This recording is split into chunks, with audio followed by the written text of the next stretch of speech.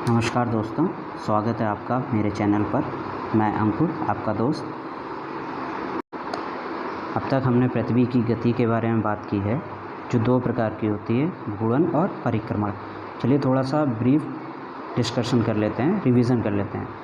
घूर्णन गति वह गति होती है जिसमें पृथ्वी अपने अक्ष पर घूमती है, और परिक्रमण गति वह गति है जब पृथ्वी एक निश्चित पथ पर सूर्य के चारों ओर चक्कर लगाती है। पृथ्वी एक वर्ष में कितने दिनों में सूर्य के चारों ओर एक चक्कर लगाती है? वो 365 दिन में, और अपने अक्ष पर 24 घंटे में एक चक्कर लगाती है। लीप वर्ष किसे कहते हैं, यह भी हमने पढ़ा था। आज हम बात करेंगे कि ऋतुएं क्या होती हैं। पर उससे पहले आपसे एक छोटी सी अपील, अगर आपको हमारे चैनल से थोड़ी भी जानकारी प्राप्त होती है तो आप अपना मेरा हौसला बढ़ाने के लिए सब्सक्राइब करें, कमेंट्स करें और बेल आइकन को दबाएं, ताकि हमको पता लगता रहे कि आप हमारे वीडियो देख रहे हैं और आपको थोड़ी भी जानकारी प्राप्त होगी तो और हम अपनी कोशिश को जारी रख सकें। चलिए शुरू करते हैं आज का लेक्चर शुरू करने से पहले हम एक चीज़ देख लेते हैं। जैसा कि चित्र में देख पा रहे हैं कि अक्ष से पृथ्वी जो है वो थोड़ी सी झुकी हुई रहती है, एक ही दिशा में झुकी रहती है, और उसी झुकाव के साथ में वो घूमती भी रहती है। चित्र में अगर जैसा कि देख पा रहे हैं, ये चित्र एनसीईआरटी की बुक से लिया गया है। अब ऋतुओं में परिवर्तन कैसे होता है, तो एक वर्ष को गर्मी, सर्दी, बसंत और शरद ऋतुओं में बांटा जाता है। ऋतुओं में जो परिवर्तन होता है वो सूर्य के चारों ओर पृथ्वी की स्थिति में परिवर्तन के कारण होता है। कहने का मतलब ये है कि जब पृथ्वी की स्थिति सूर्य के चारों ओर परिवर्तित होती है तब उसमें परिवर्तन होता है। मान लीजिए जो हिस्सा सूर्य के सामने है वहाँ पर गर्मी रहेगी, और जो सूर्य के पीछे है जहाँ पर रोशनी नहीं पहुँच पा रही है, जैसा कि शैडो में यहाँ पर दिखाया गया है, उत्तर और पश्चिम और पूरब साइड में हम देख सकते हैं शैडो में कि जैसा कि ये डिवाइड किया हुआ है, एक साइड में लाइट है, एक साइड में डार्क है। लाइट का मतलब है उस जगह पर दिन है, सूर्य की रोशनी पड़ रही है, जिस वजह से वहाँ का टेम्परेचर ज़्यादा होगा, और दूसरी तरफ जहाँ रोशनी नहीं पड़ रही है, सूर्य की ऊष्मा नहीं पहुँच पा रही है, वहाँ पर टेम्परेचर कम होगा। अब थोड़ा नज़र हम देखते हैं कि 21 जून के समय पृथ्वी की स्थिति क्या है। 21 जून के समय अगर हम उत्तरी गोलार्ध को देखें तो उत्तरी गोलार्ध सूर्य की तरफ झुका हुआ है और दक्षिण गोलार्ध बाहर की तरफ है। तो इस समय क्या होगा कि जो सूर्य की किरणें हैं वो कर्क रेखा पर सीधी पड़ेंगी, जिसके परिणाम स्वरूप इन क्षेत्रों में ऊष्मा अधिक होगी।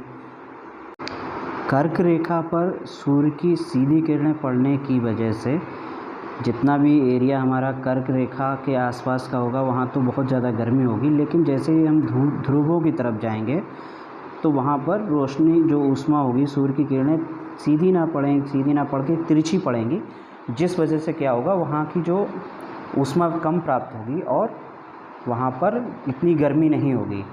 तो इसी वजह से कहा जाता है कि उत्तरी ध्रुव सूर्य की तरफ झुका होता है, क्योंकि उत्तरी ध्रुव जो होता है वो सूर्य की तरफ झुका होता है, तथा उत्तरी ध्रुव रेखा के बाद वाले भागों में जो हमारा जो हमने जो पहले पढ़ चुके हैं कि 3 क्षेत्र होते हैं और रेखाएं होती हैं। कर्क रेखा होती है, विषुवत होता है, मकर रेखा होती है, और ऊपर अगर हम चले जाएं उत्तरी शीत व्रत होता है, फिर उत्तरी व्रत होता है।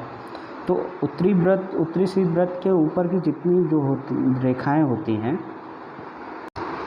उत्तरी ध्रुव सूर्य की तरफ झुका होता है, तथा उत्तरी ध्रुव रेखा के बाद वाले भागों पर लगभग 6 महीने तक लगातार दिन रहता है। जैसा कि उत्तरी ध्रुव के अगर हम देखेंगे कि उत्तरी गोलार्ध के बहुत बड़े भाग में सूर्य की रोशनी प्राप्त होती है, इसलिए विषुवत व्रत के उत्तरी भाग में गर्मी का मौसम होता है। ठीक है, क्योंकि वहाँ वो झुका हुआ होता है, उसका एरिया धूप की तरफ ज़्यादा होता है, तो इसलिए वहाँ रोशनी ज़्यादा प्राप्त होती है, इसीलिए वो उस समय गर्म होता है। जून के समय इसीलिए गर्मी रहती है। 21 जून को क्या होता है कि इन क्षेत्रों में दिन जो होते हैं वो बहुत लंबे रहते हैं, सबसे लंबा रहता है 21 जून को, और रातें जो होती है, रात जो होती है वो सबसे छोटी होती है। और पृथ्वी की इस अवस्था को उत्तर आयनात कहते हैं। ठीक है, पृथ्वी की इस अवस्था को उत्तर आयनात कहते हैं। हमने 21 जून को देखा। 21 जून में क्या था कि उत्तरी गोलार्ध जो था वो सूर्य की तरफ झुका हुआ था। ऐसे ही अगर हम, और दक्षिणी गोलार्ध बाहर की तरफ था, जिस वजह से 21 जून को कर्क रेखा पर सूर्य की सीधी किरणें पड़ रही थी। और 22 दिसंबर को क्या है कि हमारा जो दक्षिणी गोलार्ध है वो सूर्य की तरफ झुका हुआ है, जिस वजह से क्या होगा कि जो सूर्य की किरणें होंगी वो मकर रेखा पर सीधी पड़ेंगी। क्योंकि हम जानते हैं कि कर्क रेखा जो है वो उत्तर विषुवत वृत्त के उत्तर में 23.5 डिग्री पर रहती है और मकर रेखा विषुवत वृत्त के दक्षिण में 23.5 डिग्री पर रहती है।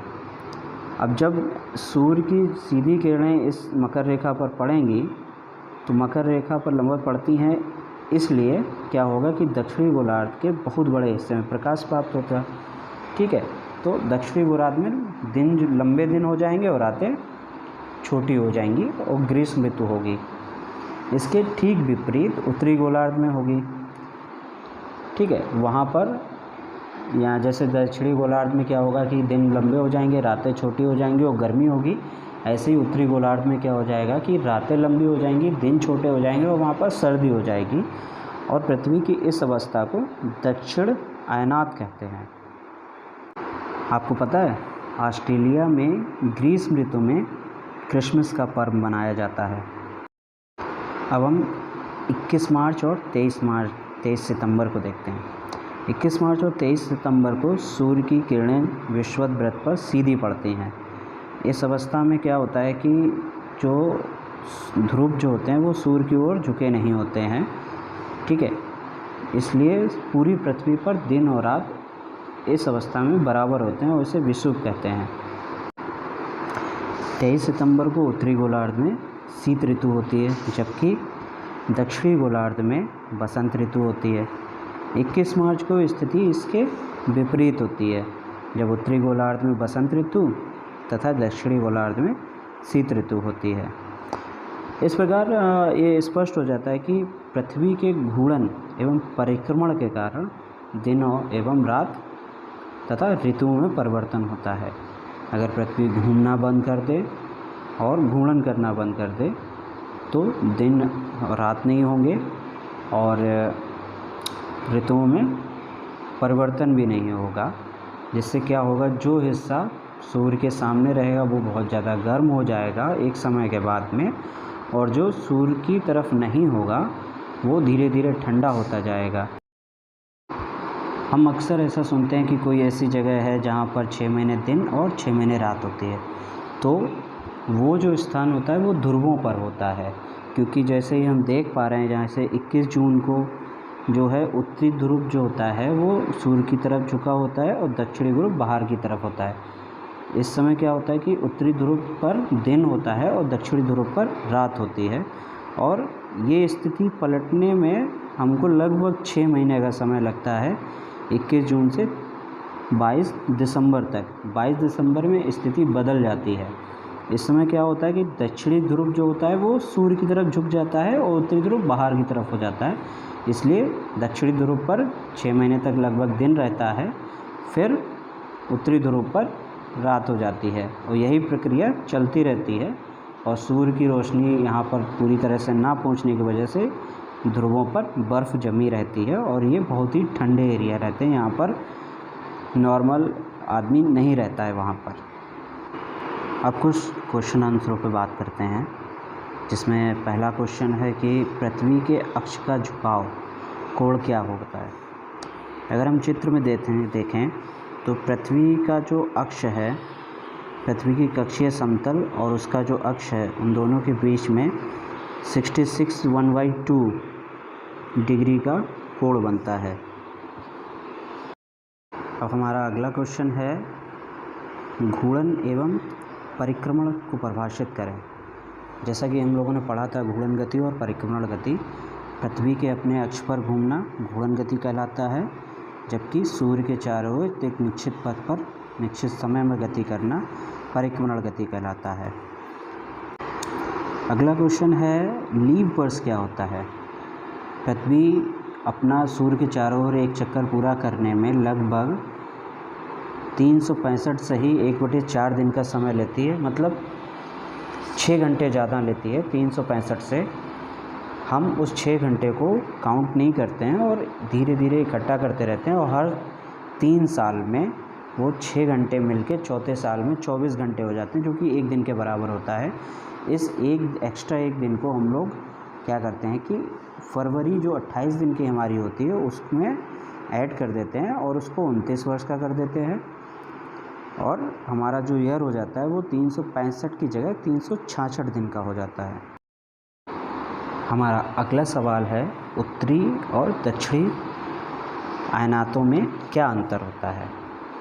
उत्तरी आयनात की स्थिति जब आती है, पृथ्वी पर जो अवस्था उत्तरी आयनात की होती है, उस समय उत्तरी गोलार्ध में जो होता है वो दिन लंबे होते हैं और रातें छोटी होती हैं, और ग्रीष्म मौसम, गर्मी का मौसम होता है। इसके विपरीत दक्षिण आयनात इसके जस्ट विपरीत होता है। यहाँ पर क्या होता है कि यहाँ उत्तरी गोलार्ध में दिन लंबे और रातें छोटी हो जाती हैं और ग्रीष्म ऋतु होती है, क्योंकि इस समय सूर्य की जो रोशनी होती है सबसे ज़्यादा मकर रेखा पर पड़ती है, तो इसलिए इस क्षेत्र में गर्मी बढ़ जाती है। अगला क्वेश्चन है कि विषुव क्या है। विषुव वह अवस्था है जब पृथ्वी पर दिन और रात दोनों समान होते हैं, ना कोई छोटा ना कोई बड़ा, दोनों की स्थितियां समान होती है। ये कब होता है? ये 21 मार्च और 23 सितंबर, मतलब बसंत ऋतु का जो समय होता है अपना, उस टाइम पे दिन और रात बराबर होते हैं पृथ्वी पर सभी जगह, इसीलिए इसे विषुव कहते हैं। अपना अगला क्वेश्चन है कि ध्रुवों पर लगभग 6 महीने का दिन एवं 6 महीने की रात होती है, क्यों? इस पर हम लोग बात कर चुके हैं कि ऐसा क्यों होता है कि ध्रुवों पर 6 महीने दिन और 6 महीने रात होती है। इसका सिंपल सा अगर देखा जाए तो कह सकते हैं कि जो ध्रुव होते हैं वो एक टाइम पर एक ही ध्रुव सूर्य की तरफ झुका हुआ होता है। क्यों? क्योंकि पृथ्वी अपने अक्ष पर झुकी रहती है, इसलिए जब उत्तरी ध्रुव सूर्य की तरफ होगा तो दक्षिण ध्रुव सूर्य से बाहर की तरफ होगा। इसीलिए जब उत्तरी ध्रुव पर 6 महीने दिन होता है तो दक्षिणी ध्रुव पर 6 महीने रात होती है। जब स्थिति बदलती है, एक समय के बाद स्थिति बदल जाती है, उस समय दक्षिणी ध्रुव पर दिन और उत्तरी ध्रुव पर रात हो जाती है। अब कुछ सही विकल्पों पर बात कर लेते हैं, टिक मार्क वाले, जिसमें ऑप्शनल जिसे कहते हैं, जिसमें है पहला है कि पृथ्वी की सूर्य के चारों ओर की गति को क्या कहा जाता है? घूर्णन, परिक्रमण या झुकाव। हम जानते हैं कि पृथ्वी जब सूर्य के चारों ओर एक निश्चित दीर्घवृत्ताकार पथ पर चक्कर लगाती है तो उसे हम परिक्रमण कहते हैं, जबकि घूर्णन जो होता है वो पृथ्वी अपने अक्ष पर लगाती है। अब दूसरा क्वेश्चन है कि सूर्य की सीधी किरणें विषुवत वृत्त पर किस दिन पड़ती हैं? तो सूर्य की जो सीधी किरणें हैं वो विषुवत वृत्त पर 21 मार्च को पड़ती हैं। इसमें ऑप्शन जो दिया है वो 21 मार्च, 21 जून, 22 दिसंबर, और हम जानते हैं कि 21 मार्च और 23 सितंबर को सूर्य की किरणें विषुवत रेखा पर सीधी पड़ती हैं, और इस समय पूरी पृथ्वी पर दिन और रात बराबर होते हैं, जिसे हम इस अवस्था को विषुव कहा जाता है। अगला क्वेश्चन है कि गर्मियों में क्रिसमस का पर्व कहाँ मनाया जाता है? जापान में, भारत में, ऑस्ट्रेलिया में। हमने पढ़ा था कि गर्मियों में क्रिसमस का जो पर्व होता है वो ऑस्ट्रेलिया में मनाया जाता है। ठीक है, अब अगले क्वेश्चन पे देखते हैं कि ऋतुओं में परिवर्तन पृथ्वी की किस गति के कारण होता है? घूर्णन गति के कारण, परिक्रमण गति के कारण या गुरुत्वाकर्षण के कारण? तो जब पृथ्वी जो है सूर्य के चारों ओर गति करती है तो पृथ्वी की अवस्था में परिवर्तन की वजह से ऋतुओं में परिवर्तन होता है, और अवस्था परिवर्तन आता है परिक्रमण से। तो परिक्रमण गति की वजह से ऋतुओं में परिवर्तन आता है।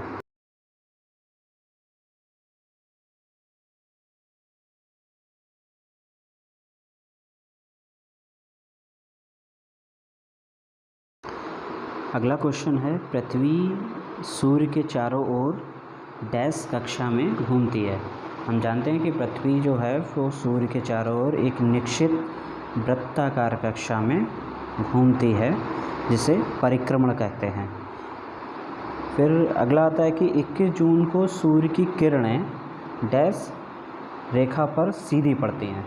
21 जून को जो है वो सूर्य की किरणें कर्क रेखा पर सीधी पड़ती हैं, क्योंकि इस समय उत्तरी गोलार्ध जो है वो सूर्य की तरफ झुका होता है। इसके जस्ट विपरीत 22 दिसंबर को सूर्य की जो किरणें होती हैं वो मकर रेखा पर सीधी पड़ती हैं, क्योंकि उस समय दक्षिणी गोलार्ध सूर्य की तरफ झुका हुआ होता है।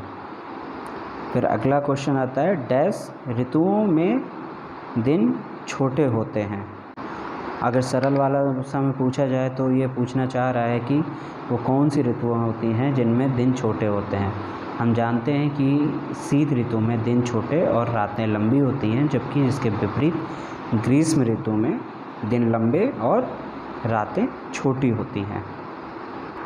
इसके साथ ही आज का क्लास समाप्त होता है। आगे का हम फिर पढ़ेंगे अगले वीडियो में। और हाँ, सब्सक्राइब करना मत भूलिएगा और अपने सुझाव देते रहिए ताकि हम अपनी गलतियों को सुधार सकें। धन्यवाद।